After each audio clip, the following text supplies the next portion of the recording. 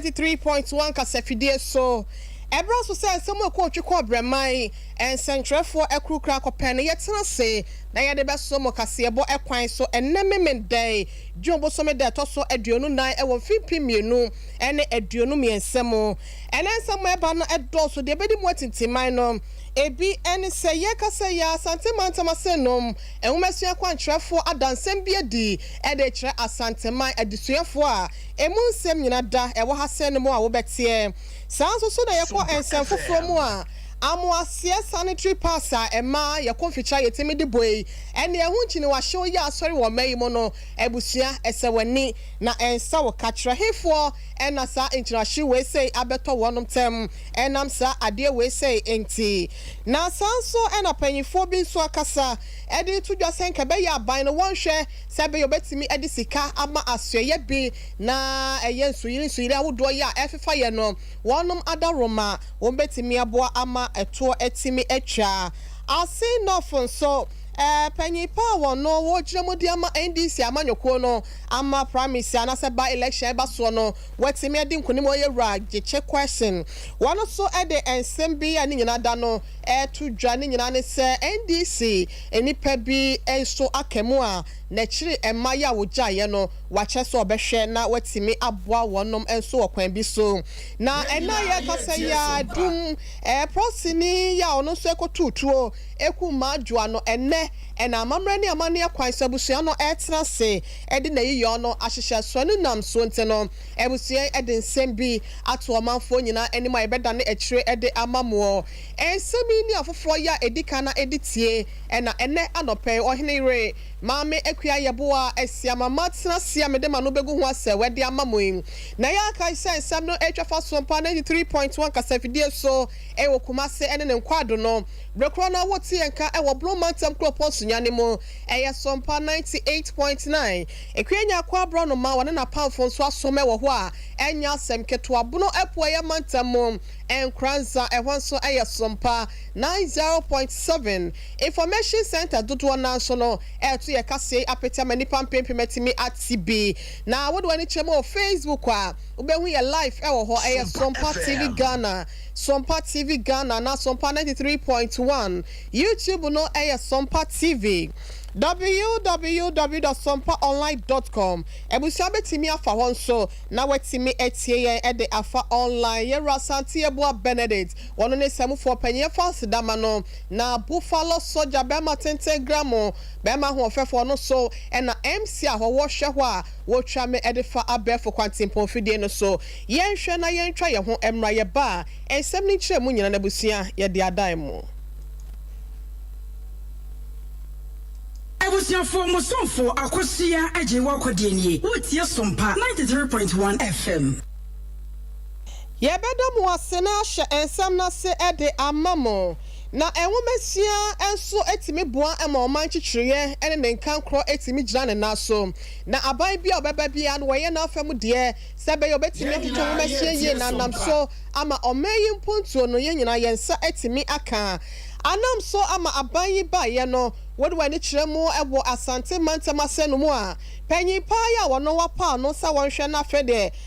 wobetoto enema no ototo enema ama bibia kwaso ohomesue mu no eye yewra William Amankra apia wono so ensem atodwa ena wo kire se na no ada asem bi asiye ewo Asantema Senior High School wonom so ene adas SHS school ba koye no so ewo bantama wonom ekese ani ene yese ntokwanya asem keto ama panyifo nyina ba mu no wa kire sa suban bone na Asantema fo da ne de no eni kwan se wonom esoso so bie mu nte no wo de afutuo akọ ede ama wonom se wo bia beba school bia no ba se wo ba behwe na watimi afa nimde bi ede afrim panyifo chen eni sukumu ho akofie na nyese bia ba kokko ntokwa basa na enema ensefra no wo de ababeka usuban ho yewa William afutuei ena wasa edoto aso ema enkoda ne nyina no se wonom nyina enhwe na wonfo wani ensi enwomesua so sebe ya wonom se betimi aboa wonom won dache no akoyeye na ayefe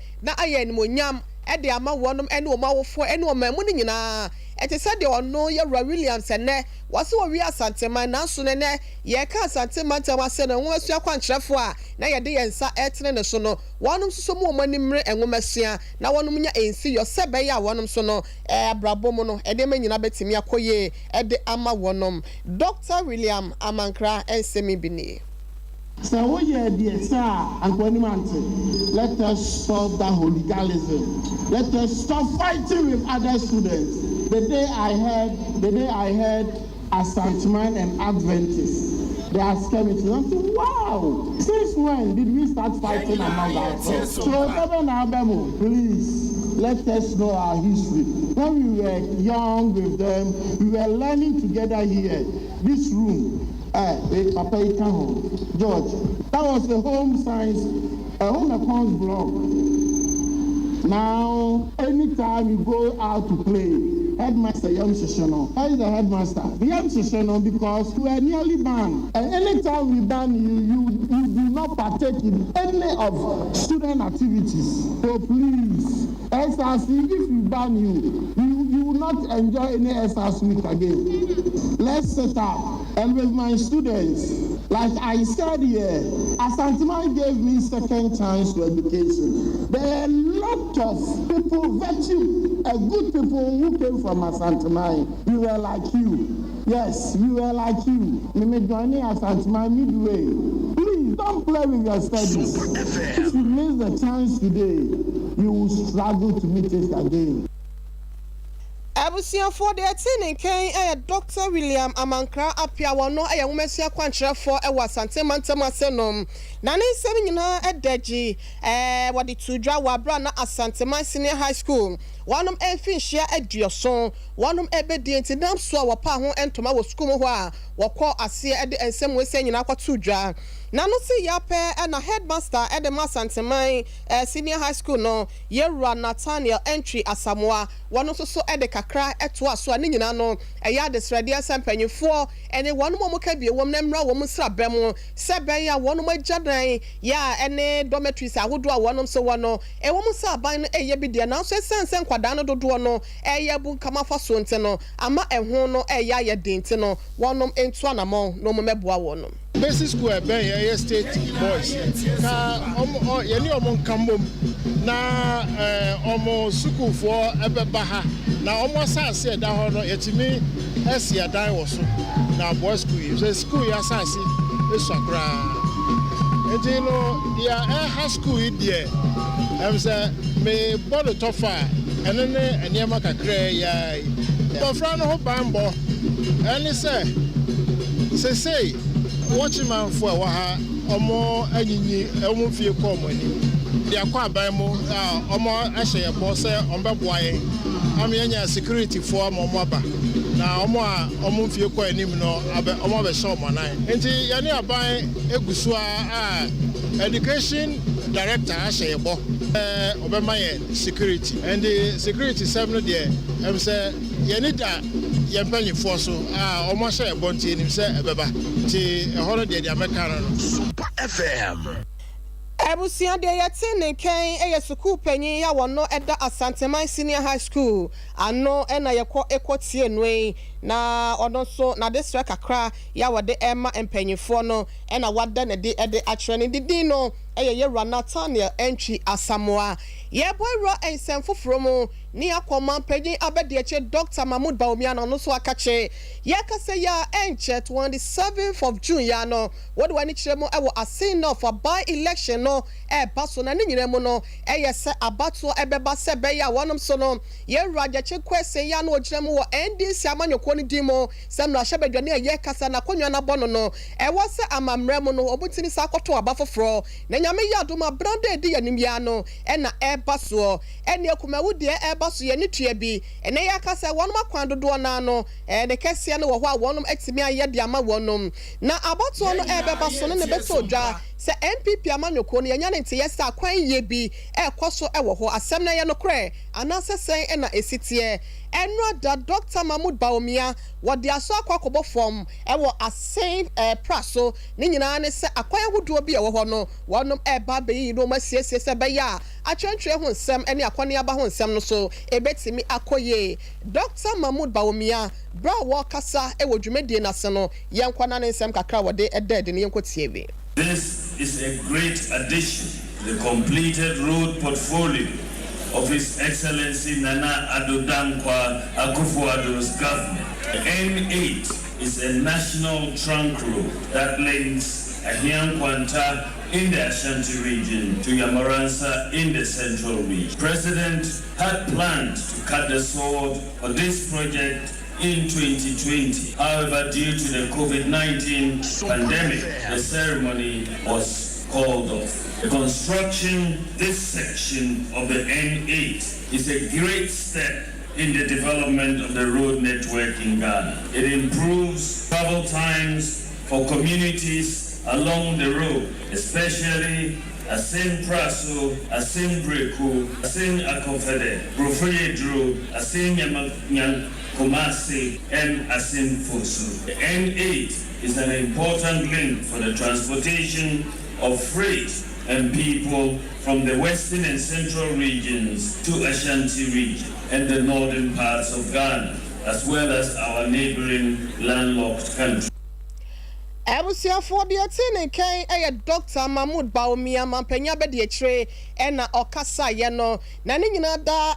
asen fosu ene asen praso kwantempon a wono so de aso akobo forma wo mbe free dwuma dia se wo ho na no se ya pe ene ye wura kwasi amoakwata so for ya wono so hwe ya kwantempon ho nsem so enso eto aso a wode kakra bi ete echre say. The objective of the project is to secure smooth and safe road traffic through rehabilitation of the south section of National Trunk Road N8 in this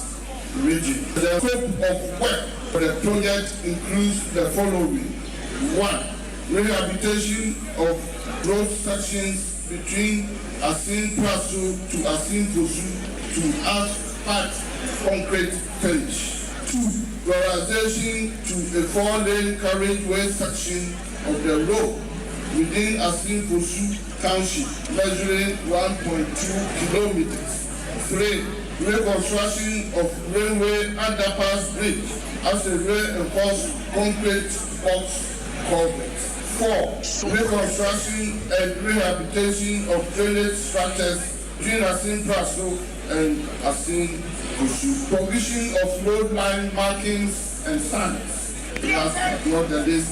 provision of street lights within Asin Fosu Township of length 1.2 kilometers. I am indeed happy to announce that this road has been constructed using new technologies in the industry. In situ stabilization of the old pavement to form part of the new road. Technology used is environmentally friendly as it recycles the old pavement and use it as a sub-base material. Ebusia panyi ya yetene ken ya kwan ene akwantempon so for ya wonu tua no ewo mayimo ena kwan ya wonum eyi ewo eye Asin Fosu ene Asin Praso no bra wonum epa ho entoma no dwumedi na se no woda ansem wese nyina edi ye boyromo ewo ensem foforo mo na omayimo ene esika hodo ya yenya de boye ho brana no ebi ye enema hodo ya enkofo adwadifo wonum kwa ama foforo so kofa ba ban no etime ede eto kakra to eso na emu baako eye sanitary pass ye no ema oba bia wontwa ne bra no ene oye danya bosome so obekọ mfikyire nte no na watimi ede asiesie wo ho na sanitary pass ka ho wode wani kyerem wo nkronketo ne yenkura ase animu a enkwada dodo na yade amaya no bosome baso no be ho se edu ne bosome a omonta amesuku ni nyina ne sanitary pass wonum entimi ntobi ene ekura kese mukura no omo ntimi enya boafo maamefo ne papafo bi entimi emo enso masene no obehu se ne sanitary pass ane boa ye den nti no wano so bosome beso no omunya sika entobi nti na wasa wotene fie ema tenanso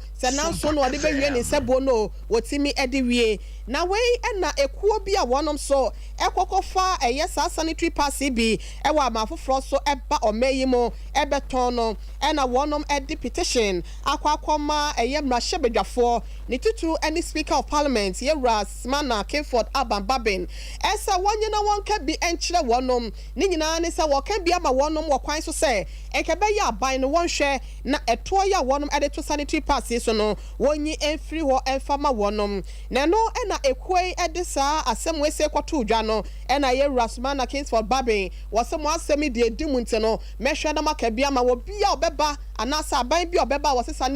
sanitary pass no wode eto to so yes ono ankasa no eni timu na de kwan bi so enu nto obehwe na wonom etimi aka no ma hyebedwam na mra hyebedwafo saa asem wese beto dwa no wonom emu pai se ten ebisi yenyin firi so ebisi yemfa ento so na panyimfo agina si omusi ye no ni nyina agina yewra Kingsford Smana Babin so na watch so obehwe na sa agina si na CP na movement of Ghana wonom ene this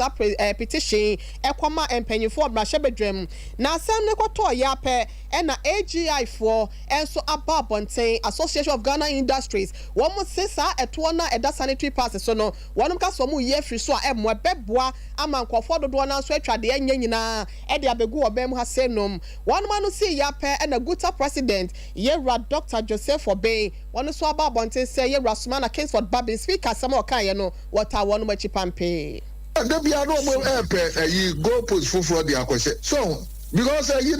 don't know near catch on say Sani Mano na so money abanka na yehwe subsidies bi ne de bemo mo say kwanya bi a wo ho no factors of production na ankasa no ebetimi akofom a anti ye ka ho asem say ensuo bo utilities ne water electricity ne fuel ene Sani Mano ene ebi a some operational costs bi a mamone mabo ye den ten ebi amano ne no eno na na esen ko mo ka ho asem. So no kasa no kra no kasa bia your factories be ebia edu ewo krom ya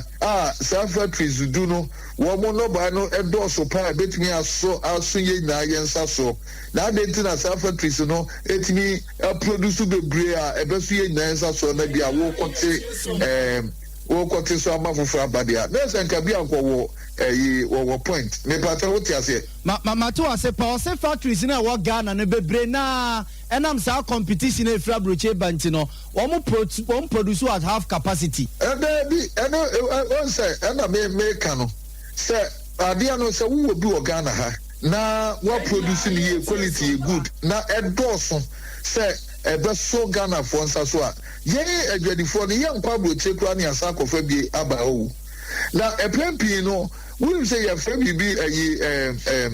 demand and supply it is womo endia no womo ekwatwe so womo production na wa ha no ekwatwe a wo sa mane mabo akosro ene ma no bo no kosro a esa so womo ntimi produce bo na amane ma no bo akosro no na se emfasudie no koye kese na amanfo so kwan amomako amanoni akofa bi aba because na se womo de no etimi womo timi beton no fo eniti ya no womo ntimi ensustain production so Ebusia de tin nkan Dr. Joseph for being good president wano ne de no na asem kro ya ho sanitary pass ho no na wo de wani kiremo wo bono mantem kropon so nyane mu a adehye no so speaker of parliament here Kingsford Smana Babin wano so ni susu ya wo de eba ne kire sanitary pass no ne bo ayedinti no omo de wonom eta na chi de wo ka no no ano no I'm a say them a family who had been someone to swa, Enchibia, Benyam, cause pard in a ton. A discount Casanca, on yam dear, and on 20. Nana don't you know to send him also my yes, Rena, no boy do. It makes me about some months, no better be true. Soon that you cry a man out my and science, and also son bear 50 cities. Master may age money if you make a be 350. I'm going to turn you never 50 and a Jumana may and Koya me buy. And son other bills to crash and beg a hunting. I'm when you're not wanted. Oh, sha, and yet omo nya omo menses nyina na ye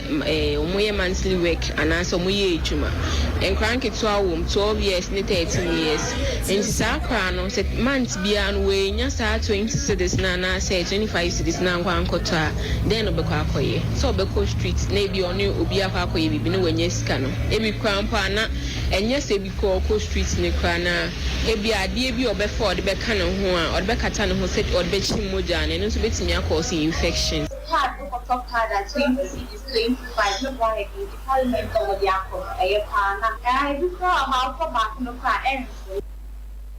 October akokora enso fi se binum de no omu enya heavy flow de tower ha se nom eno a ne ye ka no nya obenti ne ma bi wo ho aya na ohun ne ye ntima me nkyere mu emfa nchobo wo ho ne moja ne badodo panti no obeto pad ba ko da ko besesa no ben prensa ansa na ade ache we nso ehye mu sen ya 10 ne ade enti enhye dan ko ne mo bi enti no aban no ohwe ate so a ye nyina eteche se betimi abo e ka ne de ya na ye bopa na ukọ wo nso so a mesoro no de ente ka no so ape na dobo ne kese obi se ye no wanyem ebusia ye to ansam no so e de amount na edom kumo na fa ya chese wo de wani kire mu ewo eye committee ye wo mra hyebedwam wonom ehwe yakwa ho ensem so wogire mu edema wonom ene ye fiefie ho ensem so no wono so akasa brekro na panyin wo de wani kire mu ewo doma west wono ene ye mra hyebedwani di ma de hia wonom ewo empotem wo ye Vincent upon asamoa wade etu aban nanim sa da Roma wonhwe na etu anasa foto a wonom egitu mu ewo mra hyebedwam so betimi ede ama soafo anasa so ye wonom hwe ye fie ene yenwuma eso no watimi ede ama wonom na timi aboa ama ne enso yira hodo a eyiri fa Ghana fo ade hye ene ejapado dodo na no wonom etimi enya sika ne bi ede yi drainage anasa so akwan hodo na etimi aboa ama saye ne nyina no eto etimi etwa ye rai eche nsem no ena watch se sika ya wonom ede masa afi we se no ebro 500 million Ghana cedis now so ye ka say ya no emu wo ha na bupen be se duonu numpe 25% ena ban no ede amasa afi we se wase emoa ema wonom enye sika wase wo munya ede di dwuma so ma ne teme boanti na nsan enso yiri na eba no eya na no odi nso no so enye na adwen se etonti na ban no won jai sika de mo no fama afi no entimi efe ni wonom edwuma.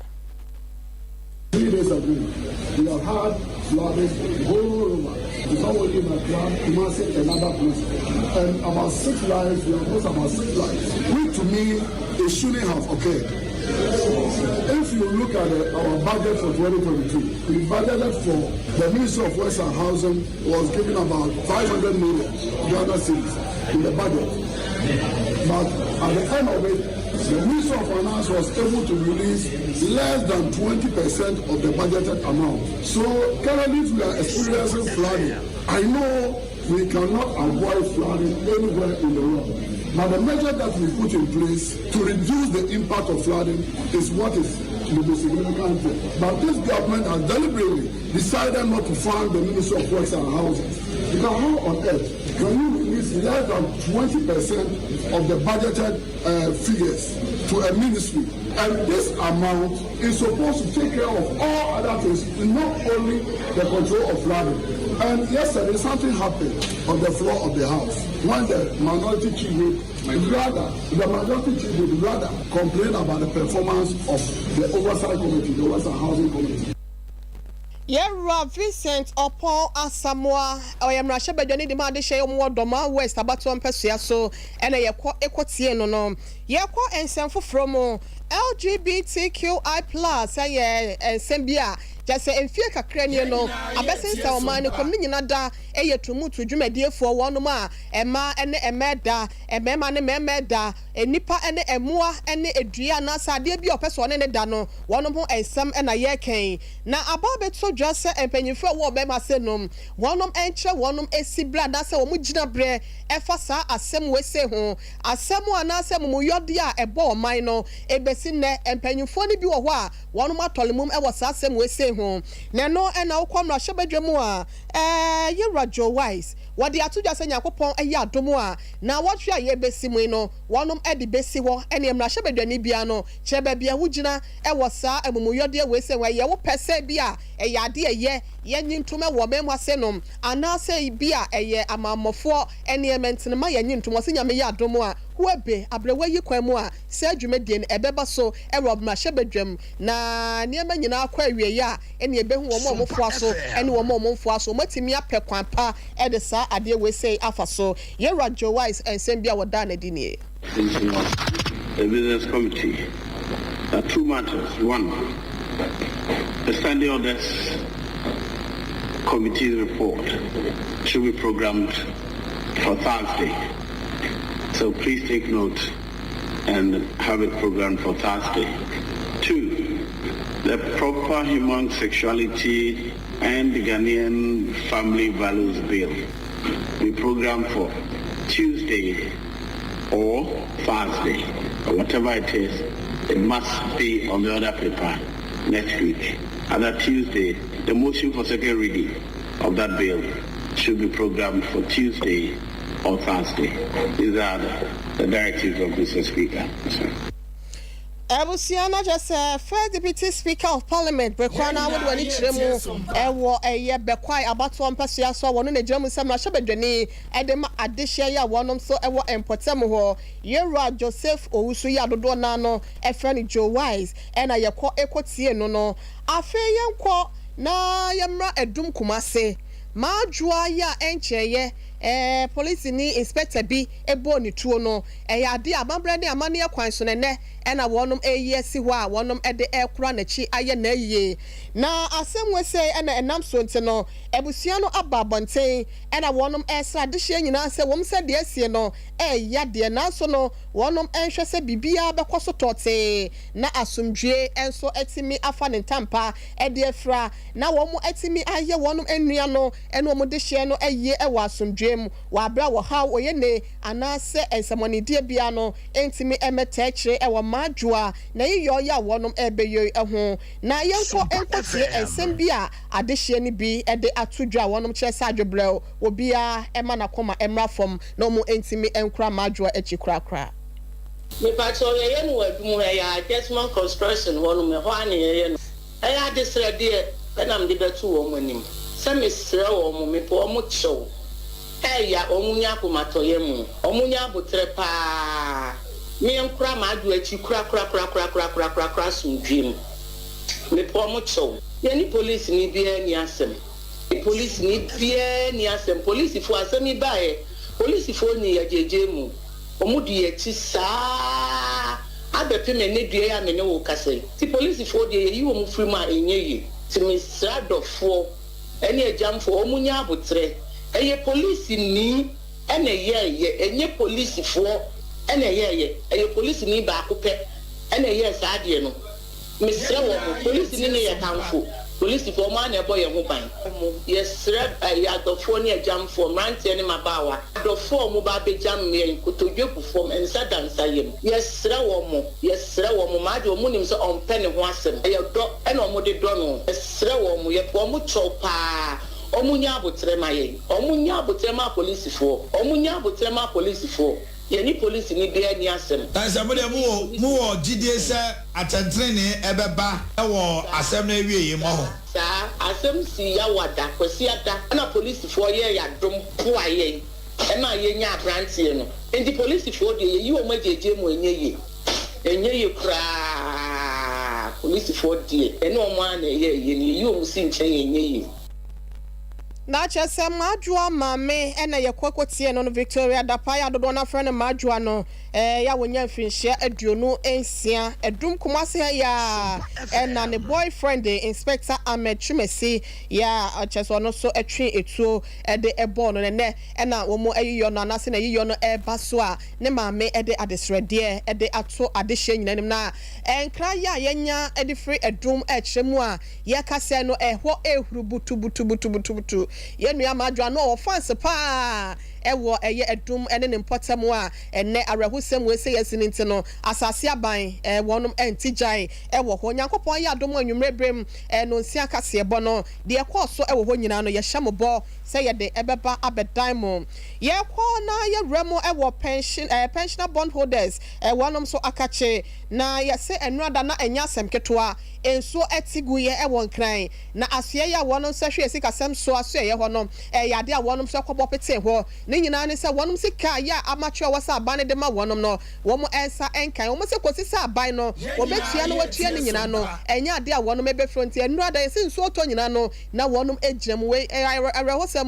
na nanom ba ne nanom bɛrima yɛ papa ne yɛ nanom ɔmo akɔ ɔmo ahomegye mu na wɔn sika ɛda hɔ no ɔmo de akɔ akɔtɔ sɛ nwoma ekɔwi akyire aban fa ho aba no ɛfa ma yɛ ne akɔ yɛ boakye bi de wenam so ama convener ɛde ma wɔnom ɛyɛ doctor ana ne entry wɔne sompafoɔ ɛkasaayɛ yɛnkɔnkɔ tie nsɛm ne bi. This 30 that has been cleared, it wasn't paid to one person. Every one of these pensioners has his bond, his coupon coming up for payment at one point in time. My brother's one has been paid. Mine is coming up today. Need my money, I haven't been paid. So you don't say because your brother's has been paid 2 months ago. And people should understand the bond market, government bond market, every week if government issue the bonds, then every week there will be a coupon due. That coupon due will not be due to people who were paid their coupon last week. Everybody buys his independently.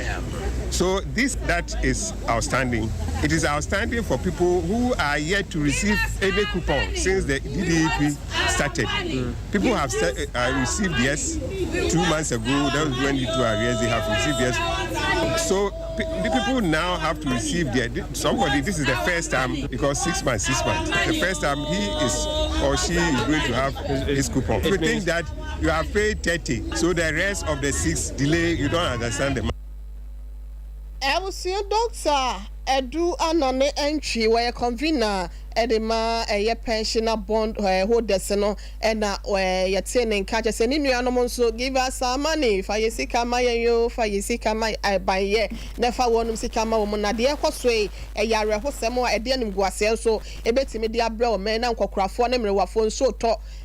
obi okra wa try to say huntutuo ya de ibi sasabro awo ba na ne de eba sa de asem foforo kwa akwawie wo musu ntino de ho na ya dane de amam ye kwankwawie ensem no wo ahafo mantam no emu na ahafo mantam so for won monyafo George Aboache wono so enso a kire se aban no na afam de bia se be ya wo betimi de empuntuo etibia ba ne titu ene so obehwe no apa enwuma akese ene ne dodo so edi ama emebunu na etimi aboa ama wonom so abrabɔ no etimi akoye yera George Boache ensem bia woda na di ede kire ye fa nsem ho no eno nie nam nimon so ena me nsaka 1 million Ghana cedis ama edi adwumadie nti assembly bia sponsor nipa 200 nti yedi kai aye baako sonafo south we ne toso mienu esutifi south ni nyina ye yadwuna ya fa se ebeboa ama emranche de maba ne yadwumaye human resource development ne ade a ede edu sisi a nti kwa bia be fa so ebeboa ama emranche de maba no anya kwan anko school anu akiri no obeso benya bibia ye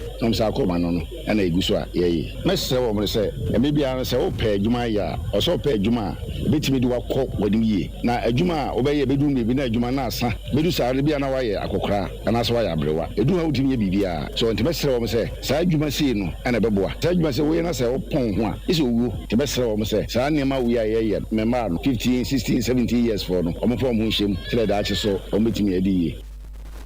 Ebusia for mantan so for no monyafo George Aboache ena wade nsem we nyina eto dwana ne kase ebaye anase ededi wabra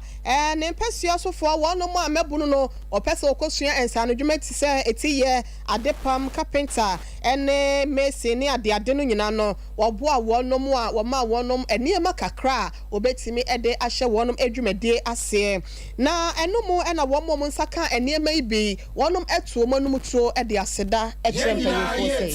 Minya sewing machine, mania Japan, semanya machine. Me we school a cheye, nanso sika mama ne papa de mbetu adwuma munti na menya bi. Na ya me botaye se me pama de enso sika ye de me wetum na menya bi ene tempanyimfo adawro mama nya bi a eye me de ye me do mase. Metina vie cheye pa vi se na mini machine a me de besu adwuma. Nanso nyankopon adom aban mu mpanimfo no ehye ye bo se omo bebre machines, omo di machines na ba. Mani age mi kwa kosua adwuma na mesua adwuma no nso yi pa. Me we school so a check. Na me pe machine me de be ye adwuma bas menya bi. Me ba hwediem, me buy na buy for bay. Machine de be ye. Machine so nya de se kwa koso e be sua adwuma no pe.